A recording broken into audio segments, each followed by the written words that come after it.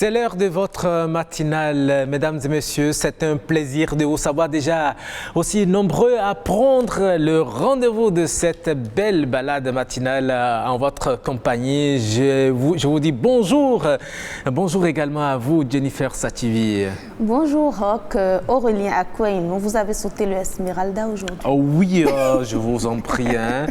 Jennifer Esmeralda Sativi. D'accord. Voilà. Bonjour, Roch, Aurélien Akouainou. Bonjour également aux amis téléspectateurs. Vous l'avez dit, 90 minutes d'échange de bonne humeur pour vous permettre de bien démarrer votre journée. Nous sommes jeudi et nous parlons de santé, Roch. Oui, nous parlons de santé, plus précisément de ces grossesses desquelles sortent beaucoup d'enfants.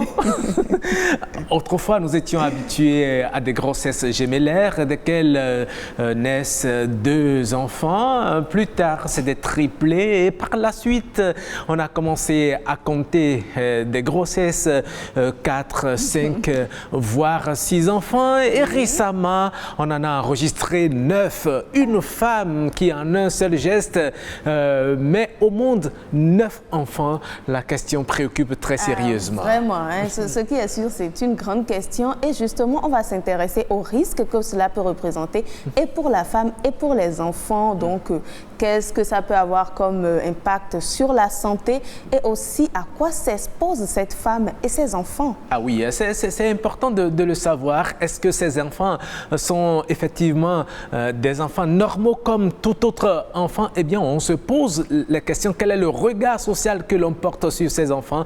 Eh bien, nous avons sélectionné des invités qui viendront nous entretenir sur la question. Ils sont déjà dans ce studio. Dans quelques petites minutes, vous allez pouvoir les voir. Mais avant tout ceci, mesdames et messieurs, puisque vous connaissez déjà le principe de l'émission, nous allons vous permettre de démarrer votre émission en beauté, dans la gaieté, en vous installant d'abord par les merveilles du Bénin qui vous amènent directement à Grand Popo pour vous faire découvrir la bouche du roi.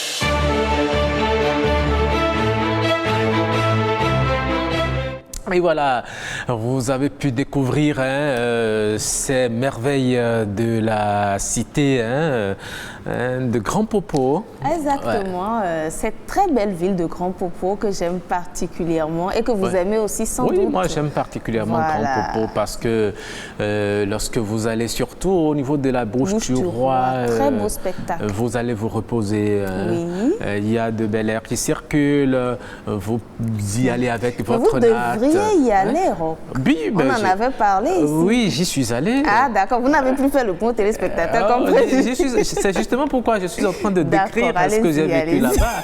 Hein, il fait tellement beau vivre. Je m'étais couché sous les cocotiers. On m'a servi du coco. Oh là là. Et j'ai bu de l'eau de coco. Donc vous êtes venu nous raconter, vous nous invitez à y aller. Absolument. Vous êtes venu sans nos cocos. Principalement. Parce que je n'ai pas reçu de coco. Il y a les cocos qui vous attendent là-bas. D'accord. Voilà, je vous invite aussi, mesdames et messieurs, à y faire un tour. C'est plaisant, c'est une belle ville. Chers touristes, vous venez au Bénin, ne manquez pas aussi de faire un crochet par là, pourquoi pas. En tout cas, c'est le Bénin. C'est le Bénin. Voilà. Et puisque je vous le disais, nous allons vous permettre de rire, mesdames et messieurs. Et eux, ils se sont donné cette mission ce matin de vous permettre d'oublier vos soucis. Les soucis qui vous accablent, de les oublier afin d'entamer votre journée dans la gaieté. C'est pour ça qu'ils sont là. Exactement. Ces deux éléments de la compagnie. Pogbaza 229. La compagnie Pogbaza. Est-ce que vous savez d'abord ce qu'on appelle Oui, la peau de la panthère. Ah, Pogbaza. Ah. Bravo, Jennifer. C'est vrai? Oui, c'est ça. Très bien. Voilà, donc ils sont là. Je vais d'abord leur laisser le soin de se présenter. Je veux bien commencer par oui, vous, comment on vous appelle? Voilà, et moi, on m'appelle tout simplement Pongan Deogracias, alias Pogbaza 229. D'accord. D'accord. Et vous? Normalement, je m'appelle Anoumou comme l'an bienvenu.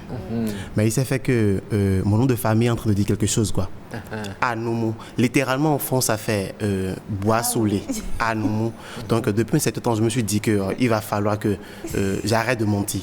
Parce que moi, j'ai fait l'expérience. Donc vous mentiez? Non, j'ai bu. Parce que, bon, du fait que mon nom me dit que je suis Anoumou, j'ai bu. Pour voir si réellement je serais saoulé. Mais bon, j'ai fait le constat que jusqu'à présent, je n'ai rien senti. Ah bon? Oui. Vous avez bu quoi? De l'eau, jus de citron. Mais il fallait lui dire, et il a quelque chose à vous remettre. Si vous buvez ça, vous saurez que, bon...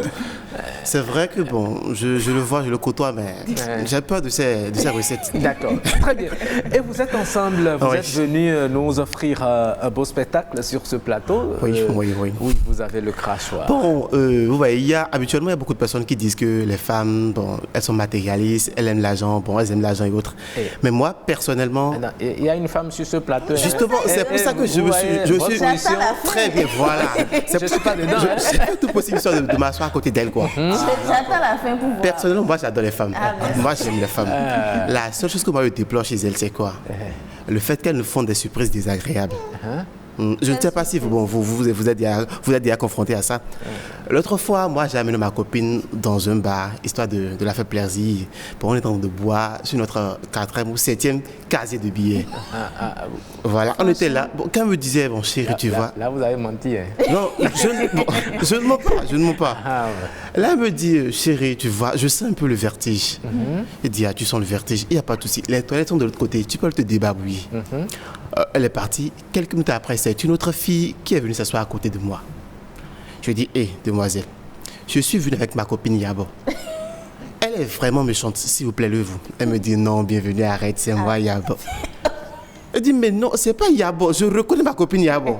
C'est vrai que tu as le même tresse que Yabo, tu as porté les mêmes vêtements que Yabo, mais tu n'es pas Yabo. Elle dit, mais regarde-moi bien, c'est Yabo.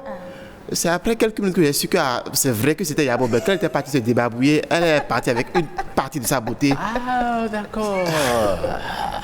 Donc, apparemment, c'est le premier jour où vous l'avez vu. Non, on était souvent ensemble, mais bon, genre, je ne remarquais pas ça, quoi. Ouais. Donc, le soir, bon, quand on a quitté là, c'était une surprise.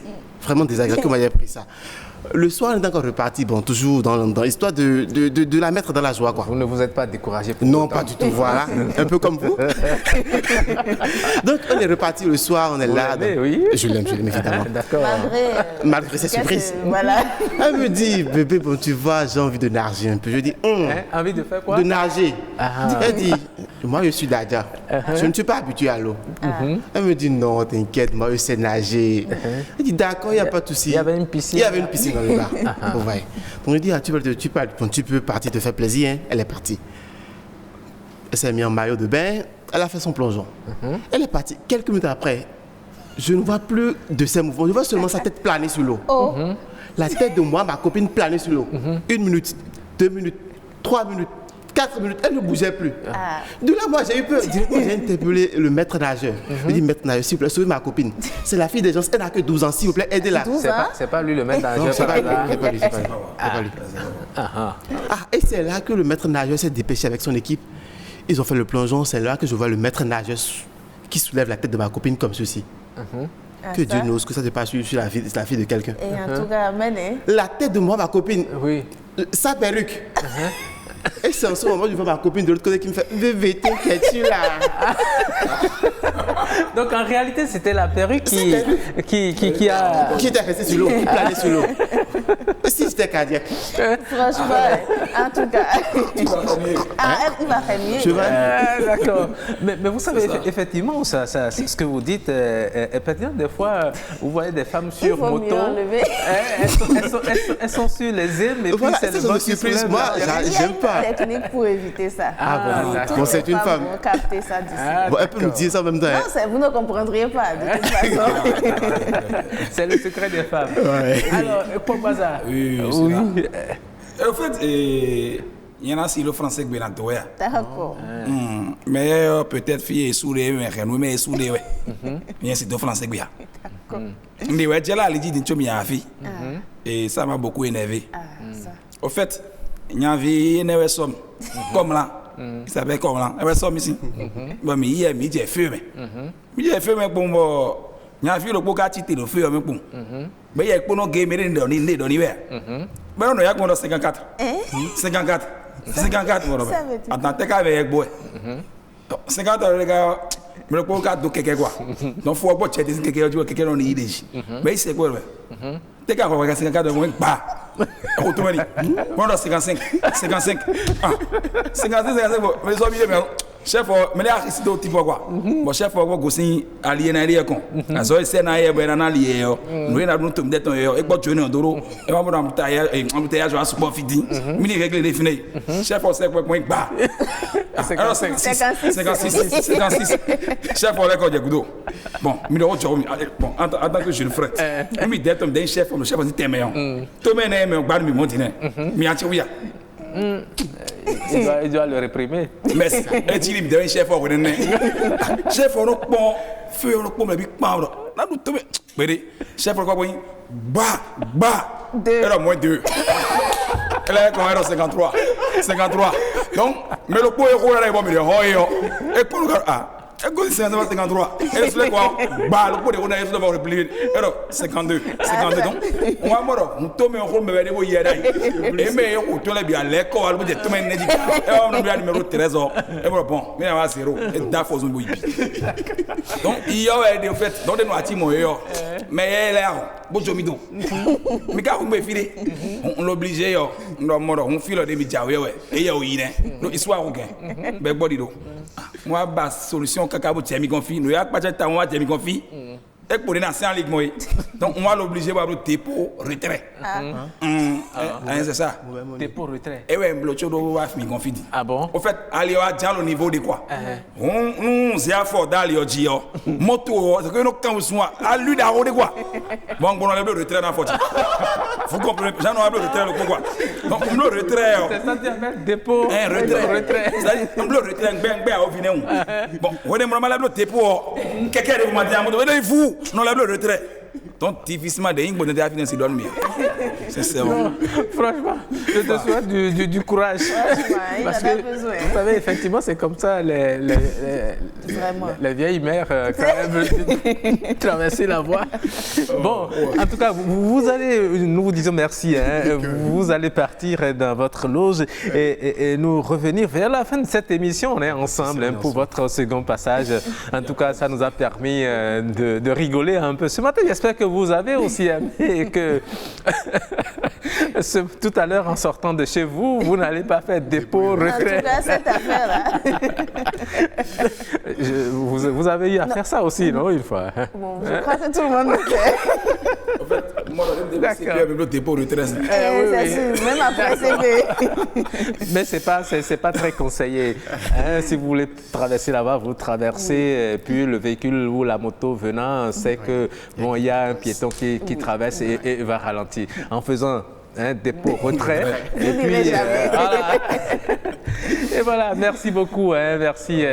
Nous allons rester dans la même dynamique pour voir le clip du jour. Le clip que Jennifer Sativi a spécialement réservé pour vous. C'est un clip qu'elle aime.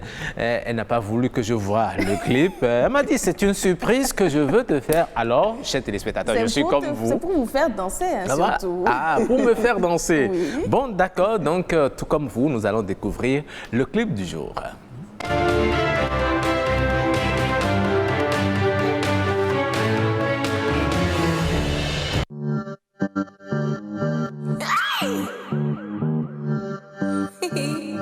Where I come from, see me them a dancing now.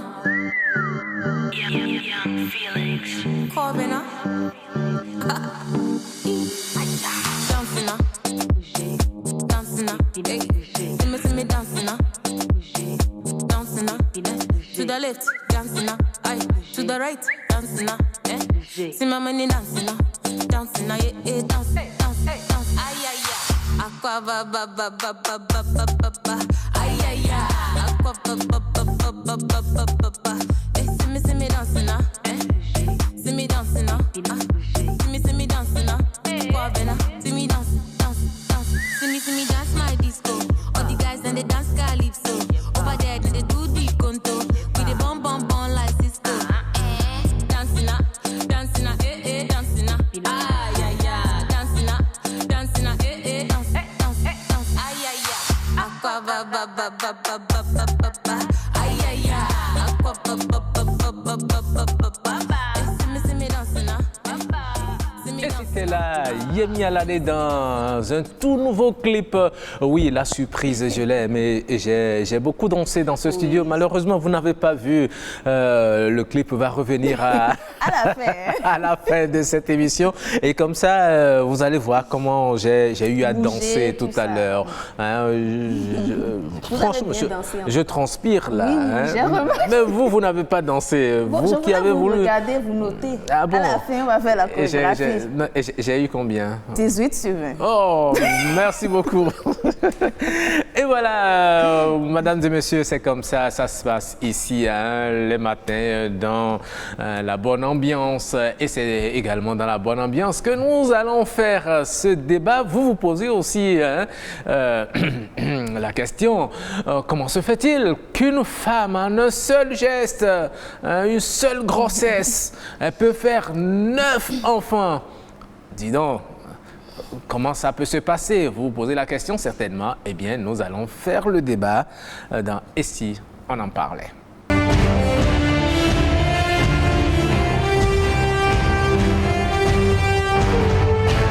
Oui, nous avions annoncé qu'ils étaient déjà dans ce studio, nos invités.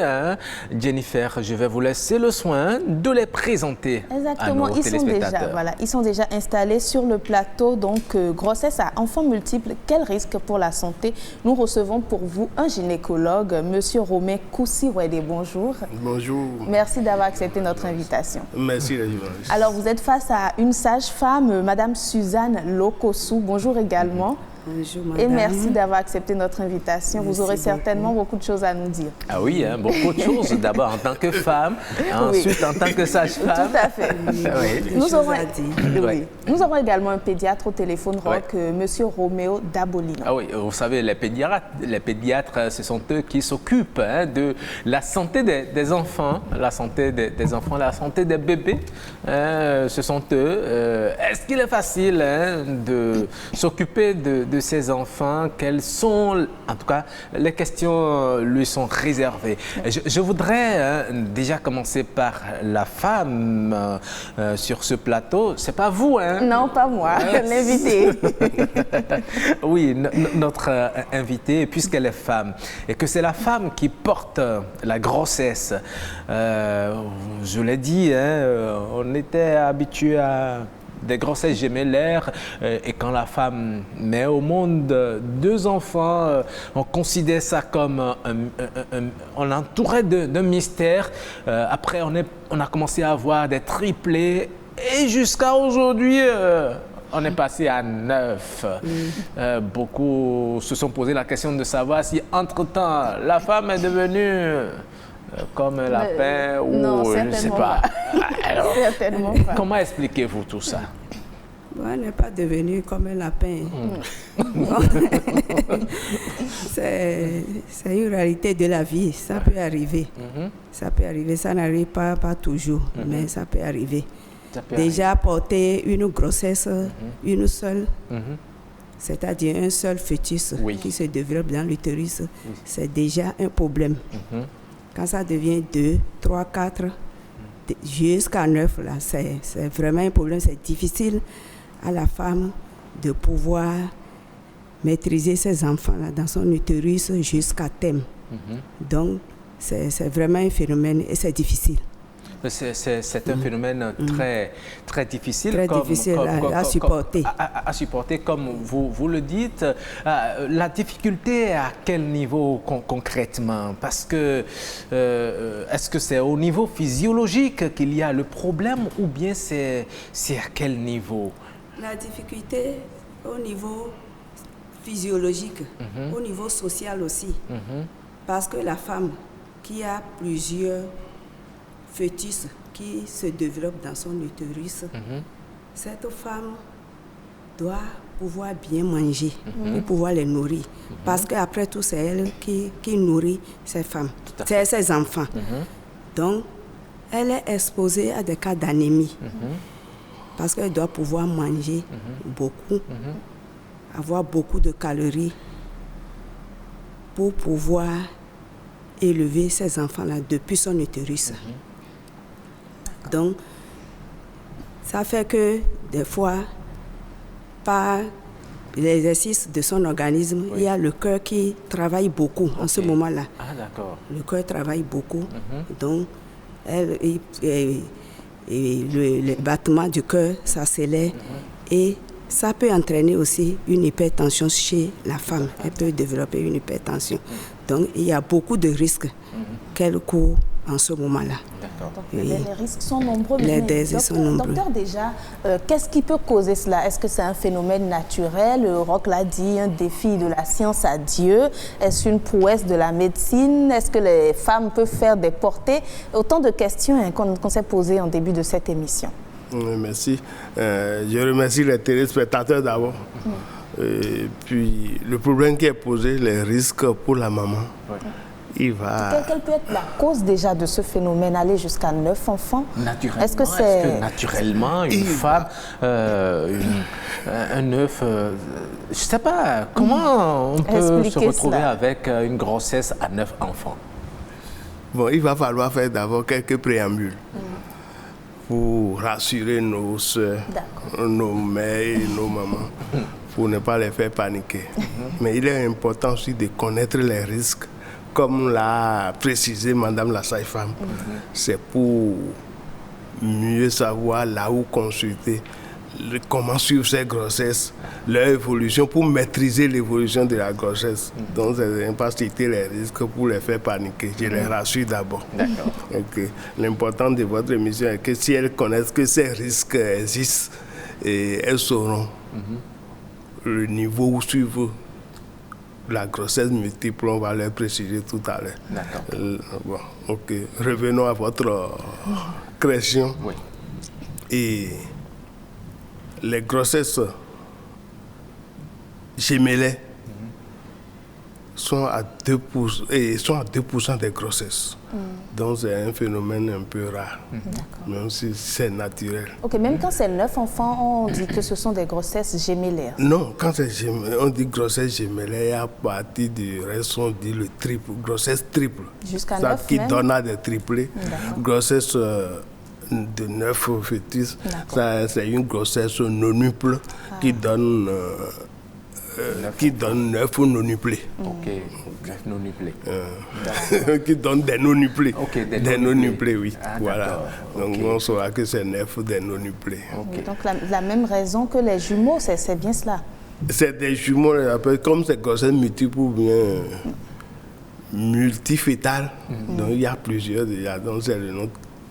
D'accord. Donc est-ce qu'il n'y a pas de cause particulière ou est-ce que c'est les causes, souvent, il y a des facteurs. On ne peut pas avoir des causes, il y a des facteurs. D'accord. Qu'on soupçonne des facteurs gémellaires. Et bon, des facteurs alimentaires qu'on ne maîtrise pas, d'autres choses comme ça. Et l'âge de la maman, tout ça là intervient, on suppose.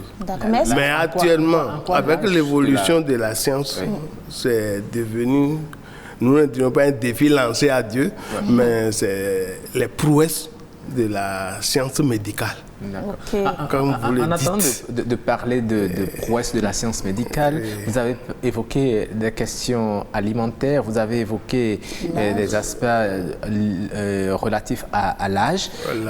Est-ce que c'est quand la femme est plus jeune qu'elle est exposée à porter des grossesses, des nonuplés, comme vous l'avez dit, ou bien c'est quand l'âge est beaucoup plus évolué, ou bien est-ce qu'il y a des aliments que les femmes mangent aujourd'hui et qui les prédisposent à avoir ces grossesses? Ça intervient à tous les âges. Mais ce que je dis, c'est des pistes de recherche. D'accord. À confirmer, parce que la science exprime ces choses par pourcentage. On a constaté chez tel. Donc, dans ce contexte où vous parlez, on privilégie même les femmes qui ont déjà fait des enfants. Maintenant, où sont les raisons? C'est à faire les statistiques, à les rassembler et voir ce qui en sort pour pouvoir tirer main. Ce qu'on dit, parce qu'il y a des causes, des facteurs qu'eux-mêmes, ils nomment ça des facteurs ouest-africains. Des facteurs ouest-africains. Ils ont globalisé des facteurs comme ça dont ils n'ont pas encore eu tout le... Nous avons eu, je crois, 7 enfants. Une dame qui a fait des septuplés, je crois, aux États-Unis, madame, n'est-ce pas? Oui.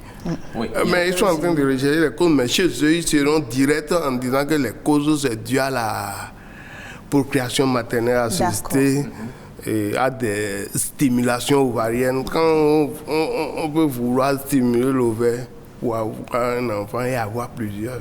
D'accord. Nous allons en venir tout à l'heure parce que ça constitue une prouesse de la médecine. On va en parler. Est-ce que c'est à tout le monde qu'il faut permettre cela? Madame, puisque vous êtes aussi femme, vous l'avez dit tout à l'heure, c'est des risques que la femme prend d'abord en acceptant porter une grossesse à un fœtus. Et lorsqu'elle découvre que c'est beaucoup d'enfants qui sont dans son ventre, dans quel état psychologique peut-elle se retrouver? Vraiment. Lorsqu'elle se découvre qu'elle porte plusieurs fœtus, il y a plusieurs fœtus qui se développent dans son utérus, vraiment, ça la met mal à l'aise. Parce qu'elle commence par réfléchir. Comment est-ce que ces fœtus-là vont évoluer? Est-ce que ces fœtus-là iront à terme? Mais il y a certaines femmes qui disent « Ah bon, c'est le bienvenu, je ne vais plus en faire. » C'est gênant. Quand c'est beaucoup, c'est gênant. Donc, elle pense à ça. Maintenant, à l'accouchement, comment est-ce que ça va se passer? Et puis, après accouchement aussi, comment il faut faire pour nourrir tous ces enfants-là? Pour les nourrir. Tout d'abord, l'hébergement. Ils vont rester où? Pour les amener à l'hôpital. Tout ça, là, même s'ils sont malades. Comment il faut faire? Comment les allaiter? Comment les allaiter, oui. Comment les nourrir, comment les allaiter? Elle n'a que deux seins. Pour peut-être 4, 5. Voire 9. Voire 9, c'est difficile. C'est très, très difficile. Au départ, bon, elle aura des personnes qui vont l'assister, tout ça là, c'est bon, l'acclamer, tout ça, mais quelques mois après, on risque de l'abandonner parce que la vie coûte cher. La vie coûte cher. La vie coûte cher maintenant. D'accord. Donc c'est vraiment un problème. La vie coûte cher. Nous allons voir aussi du côté de nos concitoyens, ce qu'ils pensent par rapport à ces grossesses à enfants multiples qui surviennent de plus en plus dans nos sociétés. Comment perçoivent-ils justement ces femmes, ces enfants et ces grossesses? Nous les écoutons. Il n'y a pas de risque. C'est vrai qu'il y a le risque pour mettre un enfant au monde, mais le risque est un peu mineur. C'est une chose qui a été faite naturellement par Dieu même pour faire remplir les hommes sur la terre. Lui-même, il a sa main mise sur ça. Et ce qui fait que c'est vrai qu'il y a des femmes, quand ils veulent accoucher, on perd la vie. Des complications, oui, ça vient souvent. Mais dans le temps jadis, nos parents n'avaient pas les hôpitaux. Mais ils ont pu faire des enfants. Ils ont fait des enfants. Mais aujourd'hui, il y a la science qui a évolué, certes. Mais en voulant fabriquer un homme, en provoquant des multiplications, je ne sais pas, je ne sais pas pourquoi, mais c'est exposer une personne à un danger mortel. C'est un très grand risque. Pour mettre d'abord un enfant au monde, ce n'est pas facile. On entend que quelqu'un met 9. Ou bien il met 7, c'est un grand risque. Il faut qu'on félicite la femme là-bas. Cette femme-là elle peut perdre sa vie comme ça, à cause de ces enfants-là. Facilement, elle peut perdre sa vie. De la femme qui prend déjà presque 9, c'est déjà trop. Et ici, on a deux blocs, nous avons les beaux. Et donc, il faut que je fasse les mots. Et nous avons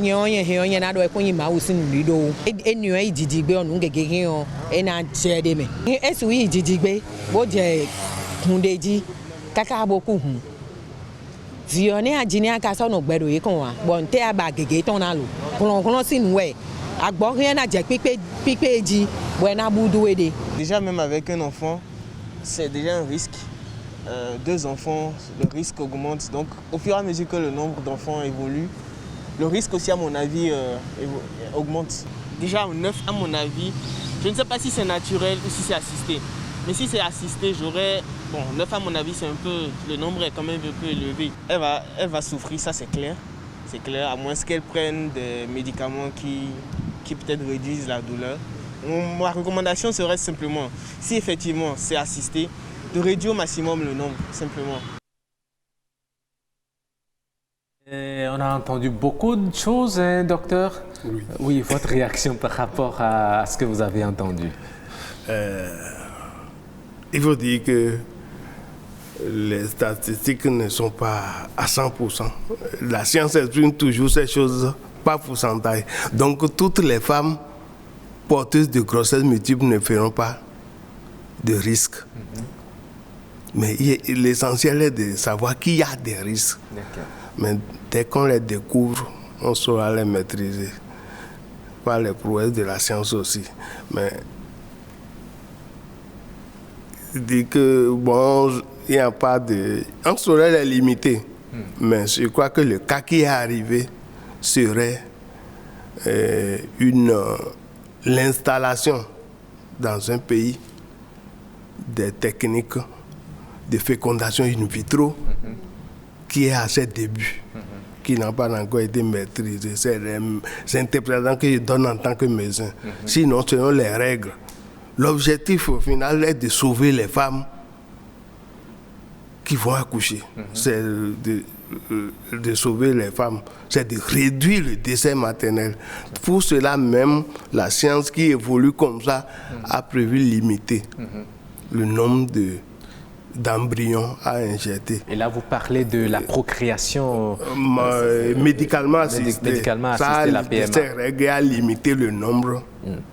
Vu les complications qui surviennent si c'est élevé. Oui. Dans ce cas, donc je suppose c'est comme ça que j'interprète le cas de ma soeur malienne. Oui. Je suppose que peut-être c'était une installation et de fécondation in vitro ou bien de procréation médicalement assistée qui est à ses débuts.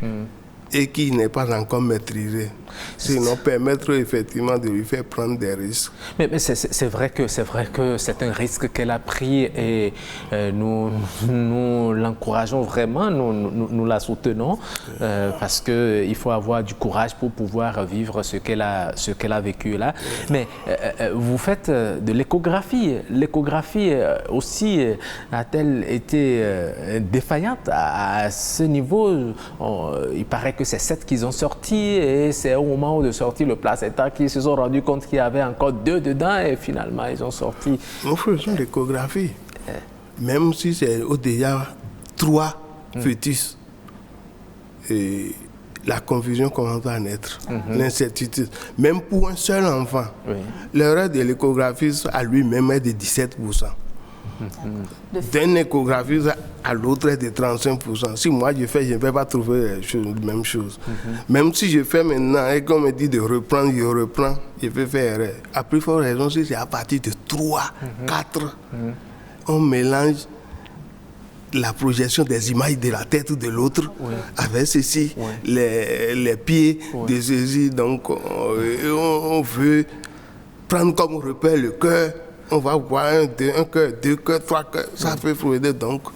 Et ce qui a fait l'échographie, difficulté de l'imagerie ne peut pas être une erreur imputée au médecin qui a fait l'échographie pour trouver cette. Il a déjà essayé. Seul Dieu peut savoir combien il y avait dedans. Et madame, vous avez suivi, hein, je vous permets de réagir sur les propos de vos concitoyens. Il y en a même qui ont dit qu'ils ne considèrent pas ces enfants comme étant comme un don de Dieu. Est-ce que les enfants n'ont-ils pas la même tête qu'eux autres qui parlent? Ils ont le cœur, ils ont les pieds, tout ça là. Oui. Oh, ils ont raison. À voir ce qui se passe autour de nous. À voir ce qui se passe autour de nous. Et ils ont vraiment raison. Sinon que chez nous ici, c'est jusqu'à 3, peut-être 4. Mais jusqu'à 5, 6, 7, là, c'est surnaturel. Moi, je vois que leur réaction est normale. Et avec la seule grossesse, déjà, c'est un risque. On a peur de quoi ça deviendra un beau jour. À l'accouchement, après l'accouchement, tout ça, là, on a peur. Mais quand c'est multiple encore, c'est vraiment compliqué. Ces femmes qui accouchent, c'est vrai que je ne sais pas si vous avez déjà eu d'expérience au-delà de jumeaux, mais est-ce que c'est évident pour une femme de faire sortir 9 enfants, que ce soit par césarienne ou par voie naturelle? Vraiment, moi je vois que c'est difficile. 9 enfants, comme le docteur vient de le dire, vraiment c'est vraiment un accouchement assisté, selon moi. Parce que naturellement, on ne peut pas avoir peut-être 9 ovocytes qui vont féconder 9 spermatozoïdes. Mais quelqu'un a dit tout à l'heure, elle peut perdre du sang, elle peut avoir le vertige. Est-ce que ce sont des réalités? C'est réalité, comme je viens de le dire, parce que la femme, les bébés se nourrissent du sang de la femme. D'accord. Donc, elle doit beaucoup manger. Est-ce qu'elle a la force maintenant de pouvoir supporter le poids déjà de ces 9 enfants-là? Ah oui, effectivement. Effectivement, il y a le poids aussi. Ça pèse sur la femme. Et ça fait que même les poumons, même les organes abdominaux de la femme sont compressés. Donc, la femme même, elle n'est pas à l'aise. Elle n'est pas à l'aise. Vous-même voyez ce poids-là. Tout à fait. Ceci pendant jusqu'à 9 mois ou bien, je ne sais pas, 8 mois, c'est difficile. Si déjà à l'intérieur de la femme, ce n'est pas facile, est-ce que c'est à l'extérieur que ça va être plus facile? En tout cas, c'est pour cela que je disais qu'entre-temps, elle va penser à tout ça là. Hein? Et au cours de la grossesse, à l'accouchement, après accouchement. D'accord, très bien. Quand le bébé sort, ceux qui s'en occupent à l'extérieur, on les appelle les pédiatres. Je ne sais pas si je définis mal, mais il est déjà en ligne, notre docteur Roméo Dabolino, il est pédiatre. Bonjour docteur. Oui, bonjour, monsieur le journaliste. Voilà, vous êtes en direct dans cette émission. Nous parlons des grossesses à enfants multiples. Quel risque pour la femme et aussi pour les bébés qui en sortent. C'est de ce sujet-là que nous parlons aujourd'hui. Déjà, vous êtes pédiatre. Dites-nous, quelles sont les chances de survie des bébés qui sont conçus dans ces conditions et qui naissent également dans ces conditions? D'accord, merci monsieur le journaliste. Oui. C'est un plaisir pour moi d'être encore sur ce plateau pour partager un peu de mon expérience. Le plaisir est partagé. À ce fait. D'accord, pour ce qui est du sujet, et déjà avec les grossesses monofœtales, c'est déjà pas facile. Donc quand on parle de grossesses multiples, donc les complications sont beaucoup plus évidentes et donc la probabilité pour que cette grossesse ait du retentissement sur aussi bien la femme, c'est-à-dire la gestante, et le futur bébé, la probabilité est plus élevée par rapport à ceux qui sont, la grossesse monofœtale. Tout à fait. Donc, et en termes de complications, je ne sais pas à quel niveau on est par rapport déjà au débat, mais pour ce qui me concerne, pour ce qui est de la question que vous m'avez posée, les complications en rapport avec la mère, sinon la parturiente, c'est déjà le risque de se faire opérer, donc d'aller à une césarienne, c'est près de 50%. Oui. Pour voir, donc pour les grossesses multiples, c'est près de 50% des femmes qui ont une grossesse multiple passent par la césarienne. L'accouchement passe par la césarienne. Il y a déjà d'abord le risque de la prééclampsie, à cause de l'hypertension qui peut survenir, de l'œdème qui peut survenir. Ce contexte-là, ça les prédispose déjà à la prééclampsie, qui peut engager le pronostic vital de cette mère-là, ou bien de cette gestante-là. Il y a également le diabète gestationnel qui peuvent être victimes, ou bien initialement n'étant pas diabétiques, peuvent faire un diabète gestationnel et qui, même aussi mal pris en charge, donc ceux-là peuvent déclarer diabétiques par la suite. Ah, d'accord. Et il y a ce qui est évident aussi, qui est l'anémie, parce que une femme enceinte, on bénéficie d'une supplémentation normalement. Maintenant, pour une grossesse, pour un enfant, pour un bébé, pour un fœtus, maintenant, quand il s'agira de 2, de 3, de 4, vous comprenez donc que le même capital anémique, hématologie, je vais dire, le même capital de taux d'hémoglobine, tout ce nombre d'enfants de fœtus va devoir partager ça. Donc, il a un grand risque d'anémie. Elle a un grand risque, du moins, excusez-moi, elle a un grand risque d'anémie. Donc, c'est ce qui est en rapport avec la parturiente, ça. Pour ce qui est des nouveau-nés issus de grossesses multiples, le risque principal vraiment, c'est la prématurité. Parce que ces enfants naissent plus vite que prévu. La grossesse ne vient pas souvent à terme. Déjà dans la 7 plupart mois. des cas. Oui, déjà 7 mois. Avant même 7 mois, c'est déjà, l'enfant veut sortir. Il y a beaucoup de menaces déjà. Et donc, c'est la prématurité. Et quand nous parlons de la prématurité, c'est dit déjà que les enfants sont d'une certaine fragilité ce qui nécessite donc plus des soins. Des soins de sérieux, de la rigueur et de beaucoup de minutie par rapport aux soins qu'il faut donner à ces enfants-là. Donc, la prématurité avec ses complications. Tout à fait. Que je ne vais pas donc détailler, mais qui donc met au premier plan les infections, tous les autres problèmes en rapport avec ça. Le deuxième point, la deuxième complication, je vais dire, c'est le retard de croissance intra-utérine. Si ces enfants doivent partager la même poche, rester dans le même utérus, donc vous comprenez qu'il peut y avoir ce problème de retard de croissance qui est lié parce que ce que la mère apporte comme alimentation, ça va passer par le placenta. Donc, la quantité, ça peut ne pas suffire aux 2 enfants, aux 2 fœtus, 3, 4, ainsi de suite. Donc, ils ne pourront pas les rattraper une fois hors de l'utérus de la femme? Oui, si, ils peuvent le rattraper, mais c'est déjà un problème. D'accord. C'est déjà un problème et rattraper, ça dépend de quel degré. Les retards intra-utérines, il y a tous ceux qui sont harmonieux, donc hypotrophie harmonieux, dysharmonieux, donc ça là, je ne veux pas rentrer dans les détails.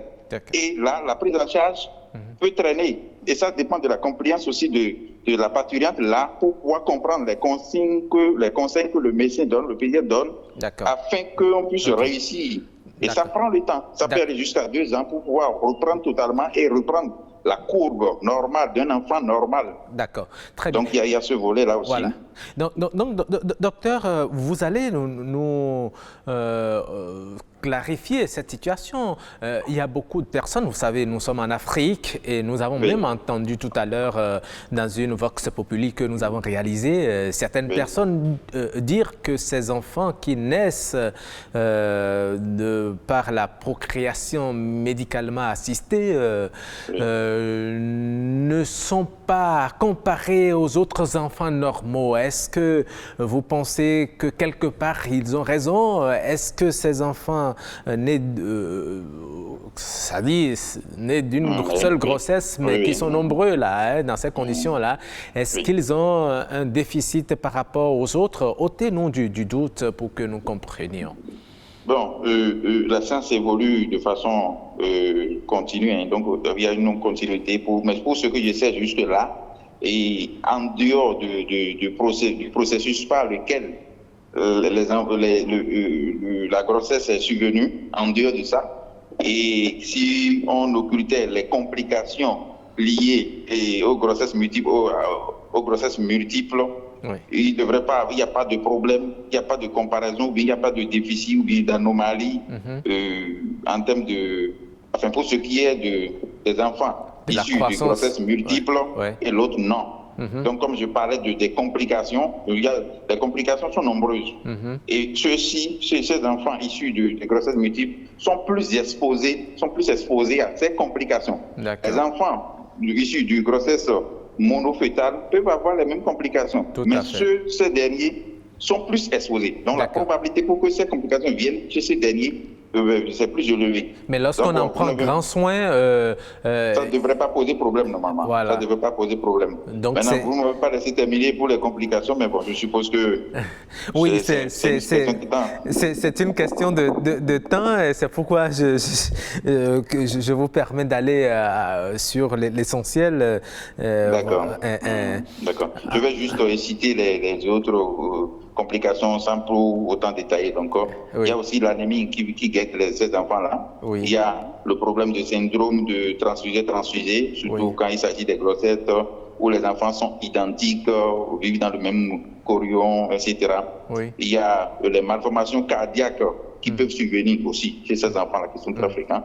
Mais il y a ce qu'il ne faut pas perdre de vue, c'est l'enchevêtrement du cordon qui peuvent aller même à arrêter la circulation sanguine, donc le risque de décès, de grand décès chez ces enfants-là. Donc je voudrais ajouter ces quelques complications importantes de savoir. Mais tel que vous avez cité les complications, les femmes qui sont à la recherche d'un enfant pour faire leur bonheur, est-ce qu'elles ne seront pas réticentes à y aller?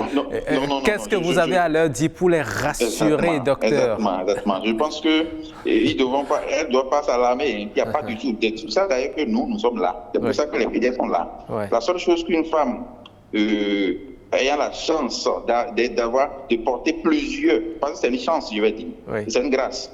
Ayant cette grâce d'avoir plusieurs enfants en son sein, qui se développent au même moment en son sein, la seule chose qu'elle aura à faire, c'est de suivre rigoureusement sa grossesse. Les consultations et prénatal là, c'est obligatoire et de façon régulière. Et sur à la lettre ce que le gynécologue leur donne comme conseil et prendre les anti-anémiques, acide folique pour éviter les malformations et tout le reste, suivre rigoureusement. Et il est important également de ne pas, je veux parler plutôt de faire régulièrement l'échographie. Recommandé par le gynéco et le reste, l'enfant sort. Il faut que l'accouchement se fasse dans un centre bien équipé, dans un centre où il y a un pédiatre, un périnatologue ou bien un gynéco, pédiatre, tout ce qu'il faut. Et là, il n'y a pas de problème, aucun problème. D'accord. Merci beaucoup, docteur Roméo Dabolino. Je rappelle que vous êtes pédiatre et vous nous avez apporté beaucoup d'éclaircissements par rapport à ce sujet. Nous vous disons merci. Très bonne journée à vous et au plaisir de vous retrouver un autre jour pour un autre débat. Merci, William. Merci. Voilà. Voilà, Nous retenons que les risques sont énormes, Maroc, mais qu'il ne faut pas s'alarmer. Monsieur Koussiwede, vous avez également suivi le pédiatre. Je suppose que vous êtes du même avis que lui. Je peux être du même avis, mais en le complétant. D'accord. Il y a d'autres risques, mais ça ne doit pas faire paniquer les femmes. Allez-y toujours, il vaut mieux savoir. C'est dès le début de la grossesse. Oui. Si les grossesses sont multiples, ça commence. Les vomissements sont très aggravés. D'accord. Il y a la fatigue qui est très intense chez la femme. Maintenant, au cours de la grossesse même, l'anémie s'installe par carence des éléments nutritifs. Ok, ça c'est pour la femme même, la mère pour la femme, mais pour les enfants, ça va rejaillir sur les enfants, parce que les enfants puissent dans son sang maternel par le cordon. Donc, va s'installer l'hypertension artérielle. Il y a surcharge pondérale. Il y aura le diabète qui vient, ou bien ça révèle un diabète latent. Maintenant, il y a un risque plus social d'hospitalisation prolongée. On continue. Tout ça, là, quand une femme va porter beaucoup de grossesse et laisser le travail pour se faire hospitaliser pour des mois, pour éviter l'accouchement prématuré ou ceci, ou bien une maladie vient s'installer comme l'hypertension artérielle et la bloque à l'hôpital pour des mois. Tout ça, là, c'est des conséquences. Elles prennent tellement de risques, ces femmes, pour donner la vie. On devrait, chaque fois qu'on voit une femme porter une grossesse... tout ça là, c'est au cours de la grossesse de la femme, maintenant à l'accouchement. Quand la grossesse est gémellaire d'abord, et on n'a pas beaucoup de chance pour que les deux enfants se présentent en conditions normales d'accouchement. Donc il y a un taux de césarienne élevé. Maintenant, à partir de grossesse triple, on conseille même la césarienne. Maintenant, il y a, au cours de l'accouchement, il y a des accouchements difficiles où on va amener à déchirer les parties de la femme. Il y a aussi maintenant le grand risque qui est la première cause de décès maternel dans le monde entier. C'est l'hémorragie après l'accouchement. L'utérus qui est surdidenté perd son élasticité et son potentiel de contraction. Donc, quand elle va accoucher, voilà que l'utérus était déjà distendu. L'utérus ne peut plus revenir à sa place pour fermer les vaisseaux. Il ne peut plus se contracter. Donc, on appelle ça atonie utérine. Il est devenu frasque. Ça saigne beaucoup et ça tue nos femmes. Donc pour cela, quand une grossesse est multiple, il faut suivre cette grossesse rigoureusement dans des centres suivis fréquents. Et bien sûr maintenant dans un centre à niveau élevé où il y a au moins une sage-femme ou un médecin. D'accord. Même si ça dépend de la sage-femme, elle saura détecter et envoyer ailleurs. Donc il faut faire sur ça là où il y a au moins une sage-femme. D'accord. Alors, Madame Lokosso, vous avez suivi le médecin pédiatre, les propos, le gynécologue également. Vous travaillez avec tout ce personnel. En plus, vous qui êtes, comment dit-on, une femme, travaillant dans une structure qui fait la promotion de la planification familiale par les méthodes contraceptives. Il paraît que les femmes, quand elles font aussi beaucoup de méthodes contraceptives et qu'elles veulent arrêter pour commencer à procréer, c'est aussi l'une des causes de ces grossesses à enfants multiples. Grossesses multiples. Pour ça, se dit, est-ce que c'est démontré par la science? C'est ça qu'il faut voir. Le plus souvent, on le dit, qu'après l'arrêt des méthodes contraceptives, la femme est sujette à faire une grossesse multiple. Mais ce n'est pas tout le temps démontré. Parce que avoir les grossesses multiples, des fois, c'est héréditaire. C'est dans la famille du conjoint. Il y a les grossesses gémellaires ou bien la famille de la conjointe.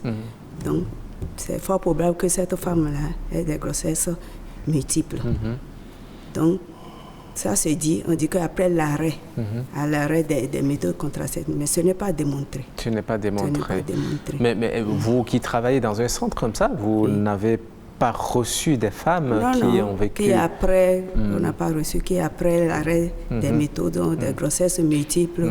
Non, pour le moment, on n'a pas reçu. D'accord. D'accord, très bien.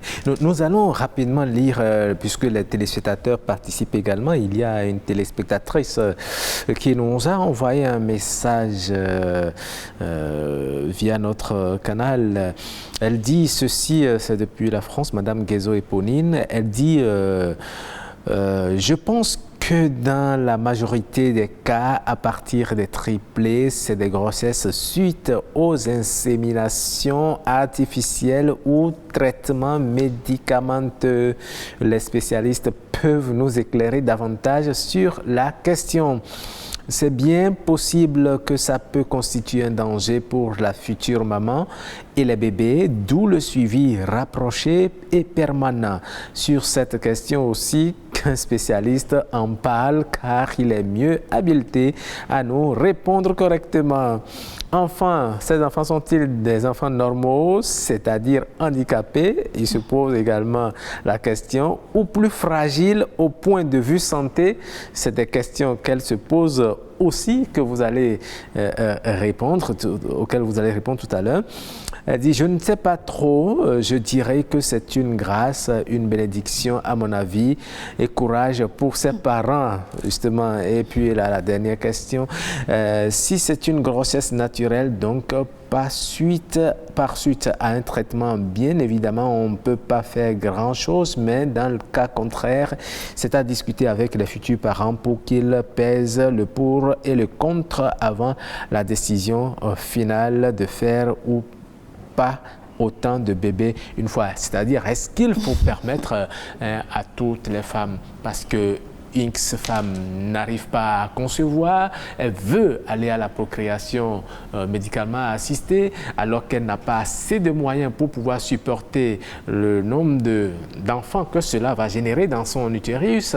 Est-ce qu'il faut permettre à toutes les femmes, c'est-à-dire à celles qui veulent, d'aller à la procréation médicalement assistée? Et en Afrique, l'enfant est précieux. Bien sûr. Donc, si c'est permis déjà, je vais dire, je réponds directement que c'est permis à toutes les femmes, mais c'est une affaire. Même la femme ou bien le couple qui n'a pas les moyens. Non, c'est permis à eux maintenant.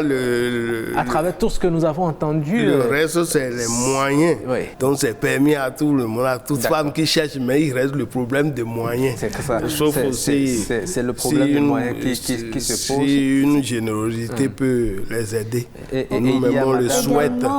Oui, Madame également Claire, voilà, qui nous a dit, magistrate à la retraite. Bonjour, la procréation médicalement assistée est réglementée au Bénin à travers les articles 51 et 61 du 51 Code. À 61. 51 à 61 vient bien sûr du Code de l'enfant, voilà, avec des fichiers à l'appui. Absolument. Donc, si vous voulez avoir des informations sur la procréation médicalement assistée, allez chercher le Code de l'enfant et lisez des articles 51 à 61. Vous aurez toutes les informations par rapport à ce que dit la loi par rapport à la procréation médicalement assistée.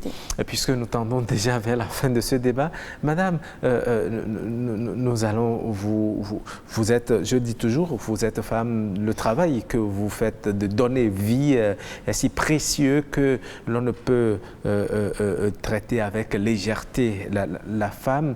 Mais est-ce qu'il y a des conditions, des comportements que les femmes adoptent et qui les exposent justement à des, comment dit-on, à des situations qui ne leur permettent pas d'avoir d'enfants et finalement elles vont faire des procréations médicalement assistées qui entraînent ces grossesses à enfants multiples?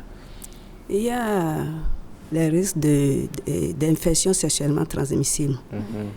Qui donne le cas de stérilité aux femmes. Oui, la femme qui a régulièrement ces infections sexuellement transmissibles et qui n'arrive pas à bien les traiter. On ne va pas vers un spécialiste ou bien on fait le traitement, le médecin ou bien la sage-femme, l'infirmière et presque les médicaments on les utilise mal ou bien on ne les utilise pas. On préfère aller vers le marché, prendre les médicaments du marché, tout ça, les médicaments de la rue. Donc ça fait que ces infections-là persistent et ça donne des complications et ça fait que les femmes traînent des cas de stérilité. C'est ça. Oui. Et qui peut les amener peut-être après vers la procréation assistée. D'accord. Mais est-ce qu'il y a un nombre limité, qui pourrait être limité, docteur? Est-ce qu'on peut aller, par exemple, à 10? Est-ce que l'utérus est capable de contenir autant de nombres que possible? On se pose la question. La question précédente, j'appuie Madame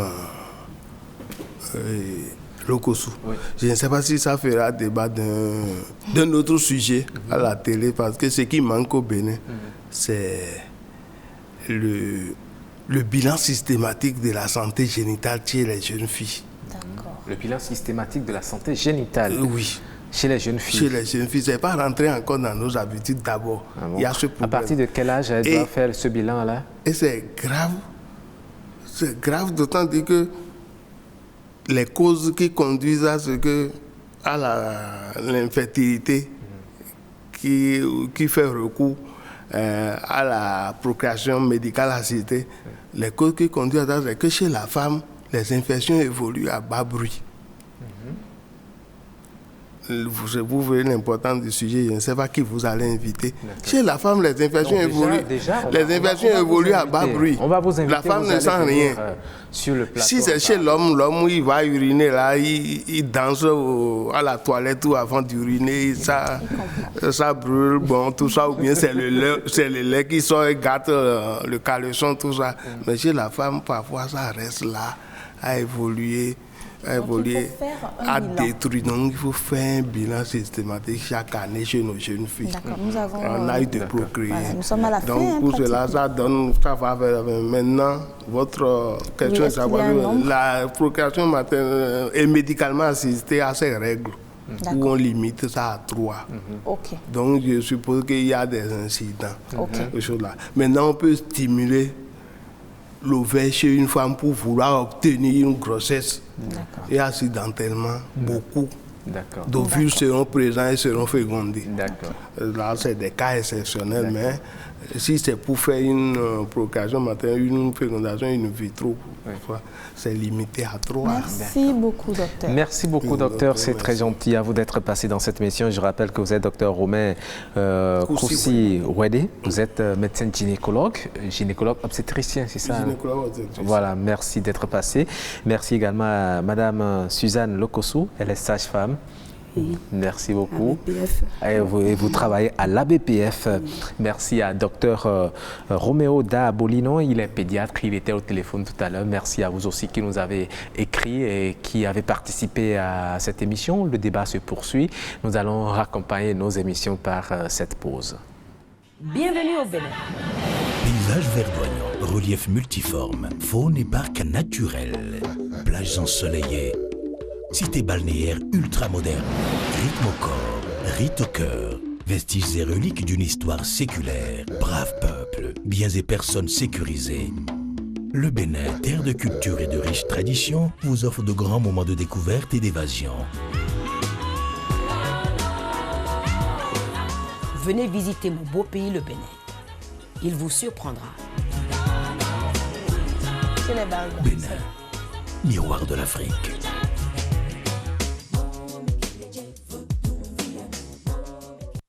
Le Bénin est le miroir de l'Afrique.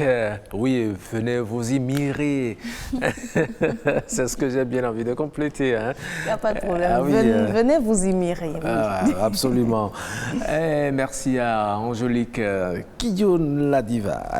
Alors, après donc, le débat, nous allons passer à UC Coutume. Aujourd'hui, vous nous emmenez en milieu Bariba. Tout à fait. En milieu Bariba pour y découvrir un instrument à caractère identitaire propre au Bariba. Tout à fait. C'est ça.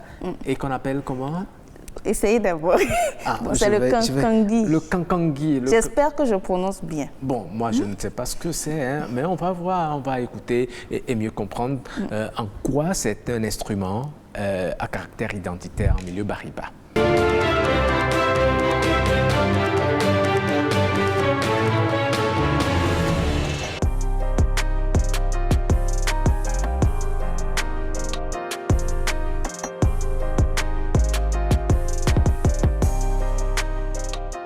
Il faut comprendre par Kankangi cet élément matériel de la culture Batono.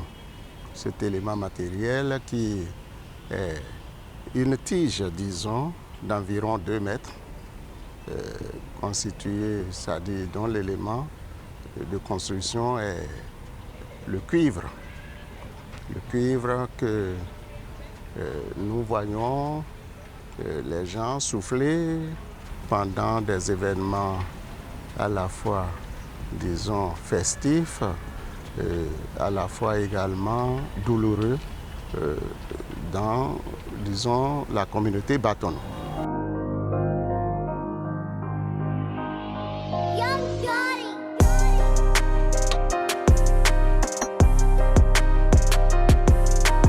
Le Kankangi, vous le voyez plus fréquemment au niveau des cours royales.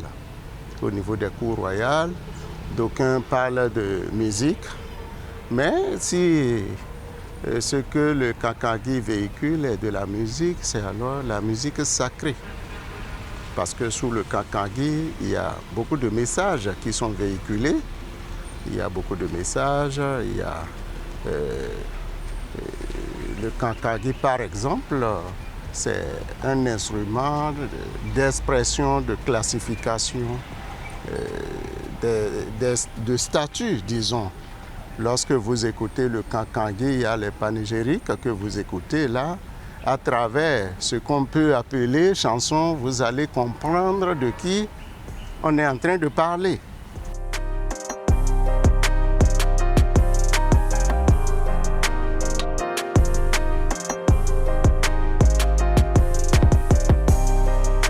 Dans la société Batono, ce n'est pas tout le monde qui a droit au Kankangi. Ça ne se souffle pas à l'endroit de n'importe qui. Il y a d'abord, à l'origine, c'est les Wasangari. Les Wasangari, comme vous l'avez beaucoup de fois entendu, c'est la classe appelée la classe noble de la grande communauté Batono qui est composée de beaucoup de sous-groupes. Vous avez les groupes traditionnellement autochtones que les Batombo eux-mêmes appellent les vrais Batombo.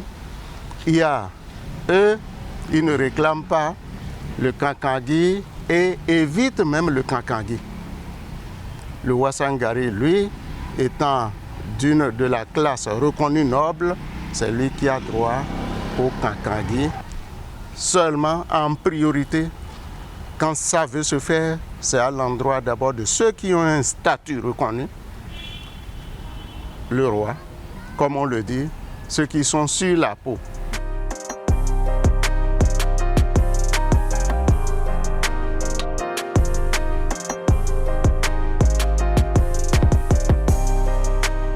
Lorsque nous sommes dans la logique de la culture, il y a les rôles de chaque groupe. Nous avons les griots qui sont là. Nous avons les griots qui sont là. Et au niveau des griots, il y a encore des classifications. Ceux-là qui sont aussi des Kankangi. Ça, c'est un autre groupe. On ne se lève pas pour prendre un Kankangi et commencer par souffler. On peut les appeler griots, mais eux, quand ils soufflent, il n'y a pas de parole. Il n'y a pas de chanson. Pendant qu'ils le font, le griot est à côté, il joue son rôle aussi. Le griot, lui, véhicule un message verbal.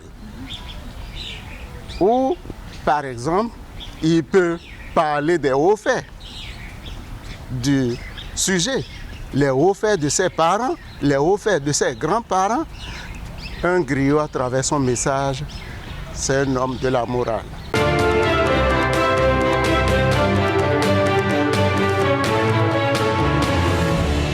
Et voilà, nous avons pu avoir quelques explications du Kankangi, l'instrument. Voilà. Vous avez pu voir souvent lors de la fête de la Gani.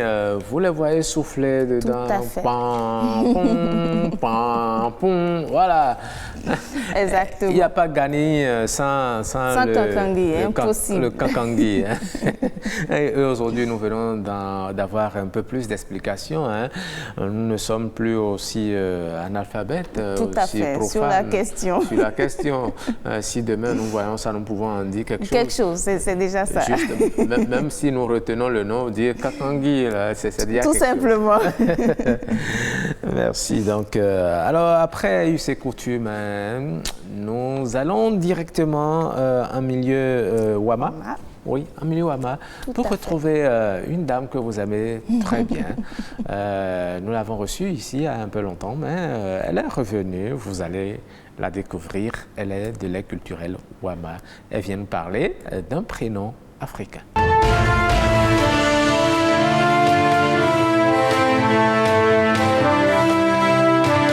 Oui, Madame Odile Pema. Sanga Pema. Non, c'est Pema Sanga ou bien Sanga Pema. Bon, ça... Sanga Pema, tout ce que vous dites, je prends. D'accord, Sanga Pema voilà. Ou Pema Sanga. Sanga Pema. Sanga Pema. Voilà. Merci d'être là, Madame.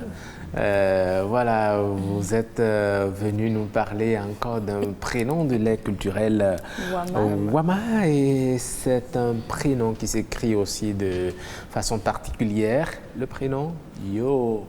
Y avec deux O. Y, deux O. Deux O. Yo. Ça fait yo ou yo. Yo. Yo. Yo. Okay. Yo. Yo. Okay. D'accord. Donc c'est un prénom. Oui. Merci, monsieur le journaliste. Oui. Merci, madame la journaliste. Merci, bonjour à vous. Bonjour. Oui. Bonjour à tous les téléspectateurs. Et vous répondre bonjour. Aujourd'hui, nous allons vous présenter ce prénom Yo. Oui. Yo en Wama. Bon, nous ne pouvons pas vous donner l'explication juste du prénom Yo, mais nous allons vous donner l'occasion, la représentation sociale du prénom Yo. Yo, c'est un prénom qu'on donne à un enfant acheté traditionnellement. Acheté traditionnellement. Comment on achète l'enfant? Ça veut dire spirituellement. Ah, d'accord. Bon, ce nom vient lorsqu'un couple connaît des difficultés. Des difficultés de décès.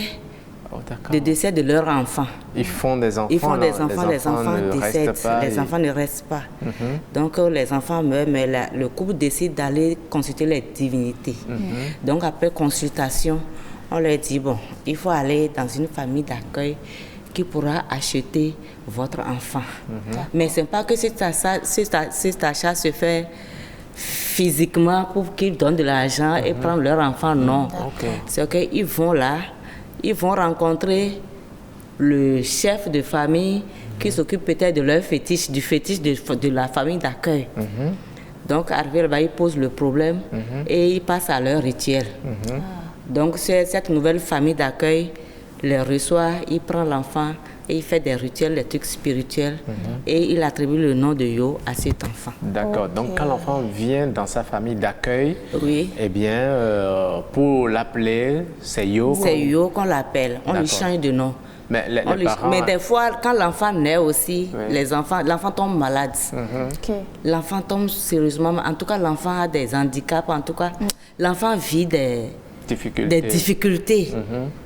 Après, quand même, le décès des autres, de ses frères, cet enfant qui réveille, il se dit que c'est le même enfant qui revenait. Donc, quand il constate ça rapidement, il passe à cet acte-là pour pouvoir racheter pour eux, c'est pour racheter la vie de l'enfant. C'est un peu ce qui se fait dans d'autres milieux, on les appelle les abikou. C'est ça. Abikou, dans certains milieux, on le fait. Les ethnies se ressemblent dans certaines pratiques. Oui, dans certaines pratiques, c'est l'Afrique, vous savez, c'est l'Afrique, c'est la richesse de l'Afrique, la richesse culturelle de l'Afrique. Les grands-parents avaient une certaine science et apparemment, quand ils faisaient ces cérémonies, ça marchait. Les enfants ne partent plus comme... Si, ça leur marchait. Les enfants ne partent plus comme... Ça se doit, comme vous l'avez dit. Ils reviennent à la maison avec l'enfant. Mais désormais, l'enfant appartient aux deux familles. C'est ça. Vous voyez, l'enfant appartient aux deux familles. Donc, l'enfant avait déjà l'hôtel familial, de la famille biologique et l'enfant appartient encore à l'hôtel familial de la famille d'accueil. D'accord. Mais qu'est-ce qui caractérise les yo? Vous avez parlé tout à l'heure de handicap. Bon, concernant leur caractère, ils sont tellement capricieux. Ah, n'est-ce pas? Ce sont des enfants capricieux. Ils sont... Est-ce qu'on va... J'ai envie de dire, il y a de quoi, hein? Oui, ils sont capricieux. Ils sont capricieux, têtus, ne sont pas du tout tolérants. Malgré voyez-vous, un enfant qui appartient à deux familles. Voilà. Les deux familles vont s'occuper d'eux. Les deux familles des hôtels, d'abord il y a l'hôtel de sa maman qui est là, qui le combat. Il y a l'hôtel de son père, l'hôtel de l'autre famille d'accueil, d'achat, de surnom, de prière. Mais c'est un prénom mixte, hein, yo, homme ou femme? Oui, homme ou femme, c'est yo. C'est yo, d'accord. C'est ce que nous pouvons dire pour le moment. Merci beaucoup. Parce que nos recherches ne sont pas encore allées au-delà. Merci beaucoup. Chaque fois que vous finissez, vous allez souvent faire d'autres recherches. Nous allons vous envoyer encore faire d'autres recherches pour d'autres prénoms. Vous allez nous remercions. Merci à vous. C'est nous, ça fait plaisir de découvrir les prénoms de votre aire culturelle. Nous vous remercions. Nous profitons pour dire bonjour à tous les Wama. À tous les Wama. Bonjour à tous les Wama. Voilà. Bonjour à tous mes parents. Voilà. Bonjour à tous les Béninois. Voilà, bonjour à tous les Bonjour Béninois. à vous aussi. Ok, d'accord. Merci beaucoup. Nous allons passer rapidement à la capture du jour.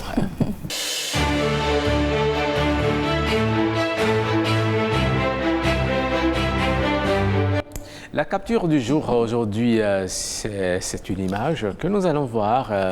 Et c'est Jennifer Sativi qui nous l'a proposée. Nous allons voir ensemble. Et madame, vous allez voir ça avec nous. Et je vous vois, vous asseyez bien avec la complicité de notre réalisateur. Oui, on voyait l'image. Ah bien. D'abord, quel est ce gros yeux qu'il fait là? Franchement, c'est des yeux qui inquiètent. Oui. Et là, on voit un verre de vin devant lui. Un gros verre de vin. Un gros verre de vin devant lui qu'il veut boire certainement. Hein? Oui, on lit un peu. Maintenant, on dit, quand tu es en train de manger au restaurant et tu entends le serveur dire à quelqu'un que la bouteille d'eau coûte 25 000 francs. Là, c'est un secret entre... Non, c'est pas fini. Il dit, la bouteille d'eau coûte 25 000 francs. Et toi, tu es en train de boire du vin. Ah. Que feriez-vous? Franchement, que feriez-vous? La bouteille d'eau coûte 25 000 francs. Et là, vous avez commandé du vin. Mais ça veut dire que c'est du vin que le monsieur a commandé? Oui, ça c'est dans le entre eux, non? C'est entre eux, non? Non, mais vous savez, dans certains restaurants... Nous sommes en train de mal interpréter. Dans certains restaurants, la bouteille d'eau que l'on achète peut-être à 400 francs est peut-être vendue à 25 000 francs parce qu'on vous vend tout le confort, il y a tout ça là. Donc, ce n'est pas à tout endroit qu'il faut aller et demander tout ce que l'on veut. Il faut toujours demander le prix avant de commencer à consommer. Oui, c'est pas... Il est tombé sous le coup de... Ah oui, c'est pas au même prix qu'on vend tout. Et puis là, lui-même, le vin... On dirait qu'il s'est énervé même. Oui, il s'inquiète aussi. Non, il ne s'est pas encore apparemment énervé. Mais là, il se pose des questions. L'appétit est d'abord coupé. Les yeux ont grossi. Les yeux ont grossi. Il se pose mille et une questions. Qu'est-ce qui va se passer? À la fin, l'état de sa poche. Ah oui, peut-être qu'il va se retrouver après avoir fini de manger à la police. Franchement. Ah non, le conseil à donner. Il faut toujours demander le prix de ce que vous voulez manger. Et aussi, avant de s'engager, quand vous y allez avec des amis, les amis ou bien des connaissances, des amis à qui vous voulez faire plaisir et que vous constatez que dans votre poche, vous n'avez pas assez, il ne faut pas avoir honte de dire ce que vous prenez là, mademoiselle. Pardon. En tout cas, merci beaucoup Jennifer pour cette image. Merci beaucoup, madame. Merci, madame Odile Pema Sangan. On vous retrouve demain avec plaisir. Merci. D'accord. Merci beaucoup. Ok. Oui. Alors Jennifer, très rapidement. Vous voulez nous parler en astuce non, plutôt en instant éco. En instant éco, oui, j'oubliais déjà un instant éco. Nous sommes dans la période des arachides. Oui, je ne sais pas si vous avez remarqué. Oui, des arachides. Il y en a qui ne sont pas encore récoltés. Ils sont encore au champ. Donc, il y a encore quelques pluies qui doivent tomber là-dessus. Finalement, c'est compliqué. Pour une bonne récolte. En tout cas, j'ai fait mes recherches également. C'est vrai que je ne suis pas fermier. Je vous en apporterai. Avec grand plaisir. Cette fois-ci, on va faire le point en direct. D'accord. Donc, l'arachide, originaire d'Amérique du Sud et centrale, est une légumineuse qui donne assez de grains oléagineux. Il est surtout cultivé dans plusieurs pays, mais particulièrement en Asie et en Afrique, notamment au Nigeria, au Sénégal, en République démocratique du Congo et au Bénin. C'est donc une plante qui fait gagner plus de 9 millions à l'hectare et est une légumineuse annuelle riche en protéines dont les graines occupent une place importante dans l'alimentation et constituent même une source de revenus pour de nombreux producteurs. Vous en savez certainement quelque chose. Ah oui, bien sûr. Alors, l'arachide est la 6e culture parmi les oléagineuses les plus importantes dans le monde et contient 48 à 50% de corps gras, 26 à 28% de protéines et est riche en fibres, minéraux et vitamines.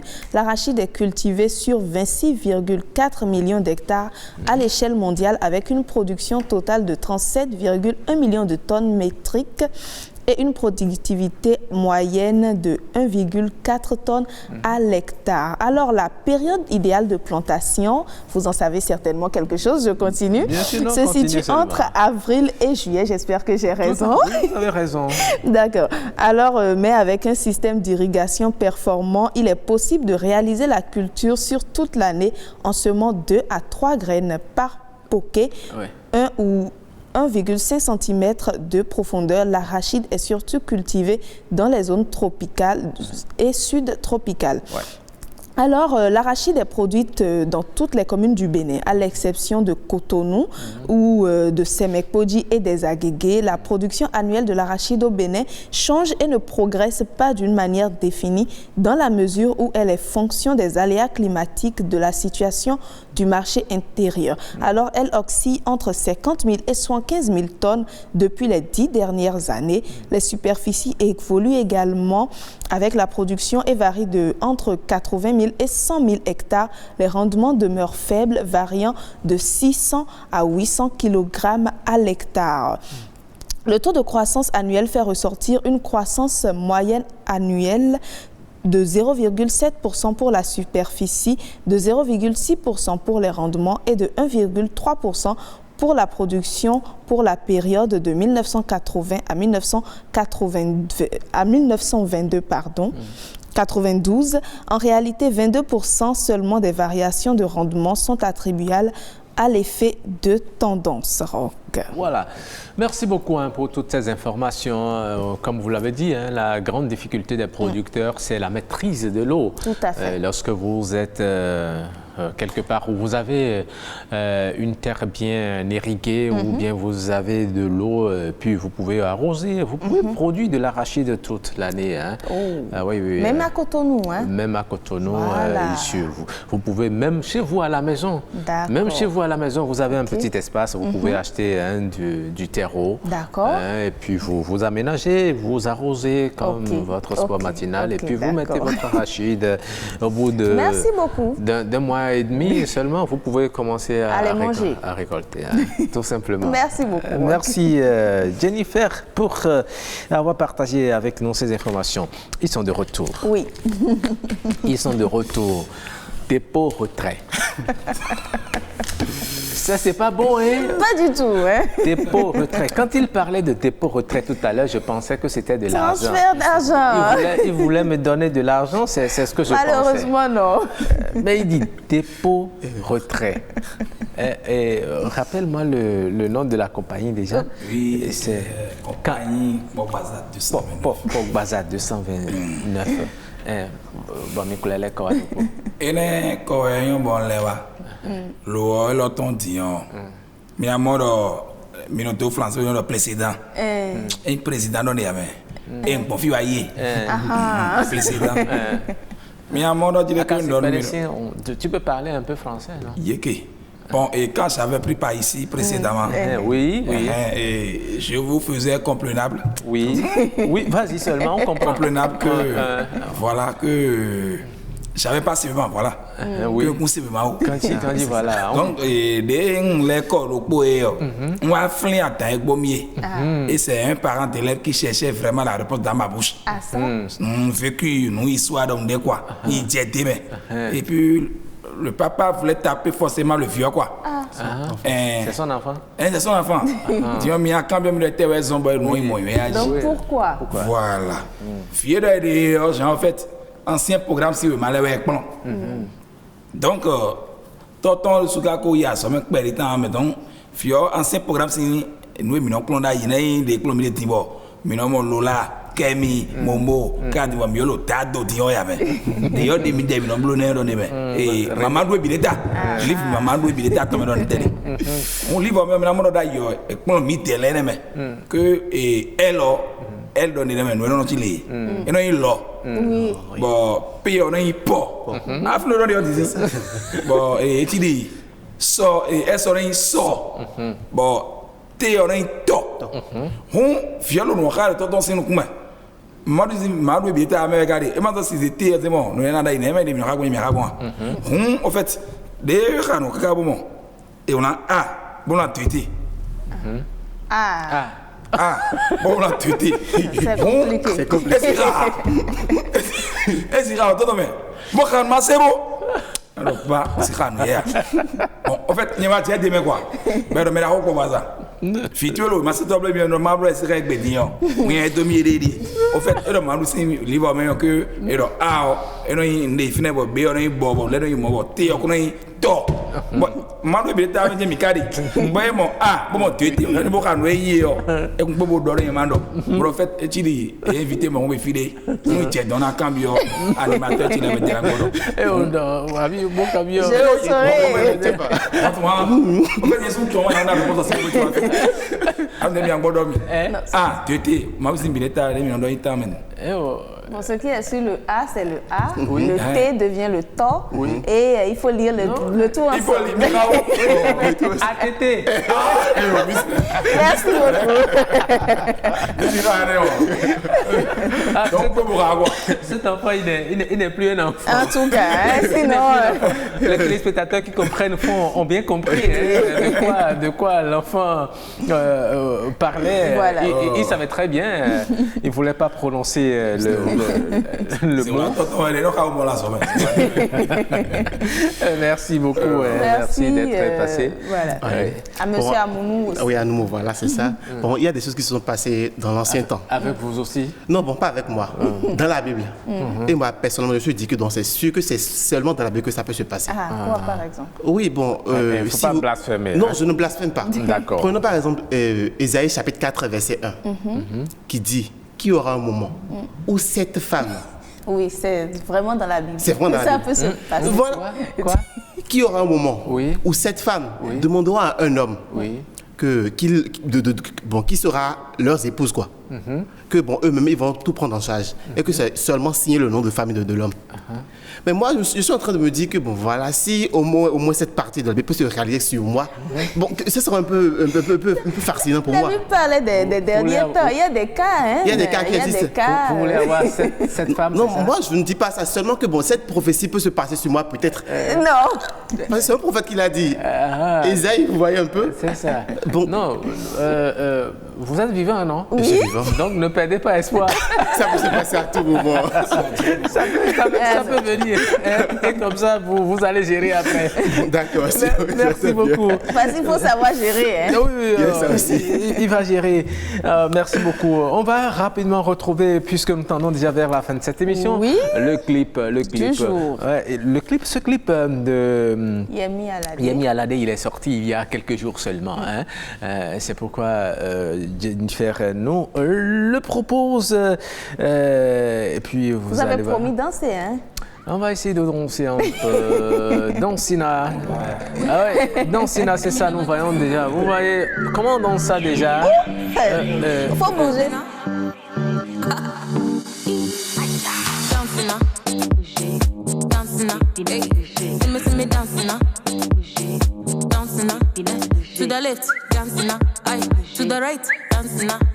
See my money dancing now. Dancing now, yeah, dance, dance, dance. Aye, aye, aye. Aqua ba ba ba ba ba ba ba ba ba. Aye, aye, aye. Aqua ba ba ba ba ba ba ba ba ba. See me dancing now. See me dancing now. See me dancing now. Aqua bena. See me dance, dance, dance. See me dance my disco. All the guys and they dance calypso. Over there they do the conto. We the bum bum bum like Cisco. Dancing now, dancing now, dancing now. Ay ay ay, dancing now, dance, dance, dance. Ay ay ay, aqua ba ba ba ba ba ba ba ba ba. Ay ay ay, aqua ba ba ba ba ba ba ba ba ba. See me dancing now, see me dancing now, see me dancing now. Aqua bena, see me dance, dance, dance. Onye bi, onye mero, onye biri biri, onye mero, onye bi, onye mero, onye biri biri, onye mero. The money no day to shy you dance, but the day to borrow dance. Et voilà qui met un terme à cette émission que nous avons eu du plaisir à vous présenter, Jennifer Esmeralda Sativi et moi. Et de l'autre côté, toute l'équipe technique qui nous a accompagnés. Nous vous disons merci. Merci également à nos comédiens de la compagnie Pogbaza 229 qui sont restés avec nous pour la clôture de cette émission. On va les retrouver un autre jour. Tout à fait. Pour rire aussi, j'espère qu'ils vous ont fait rire. Eh bien, si vous avez aimé, prenez le rendez-vous pour demain pour un autre numéro également de Nopindes. Exactement. Allez, on se dit au revoir et à demain. Dancing now, yeah, dance, dance, dance. Aïe aïe aïe, aqua ba ba ba ba ba ba ba ba. Aïe aïe aïe, aqua ba ba ba.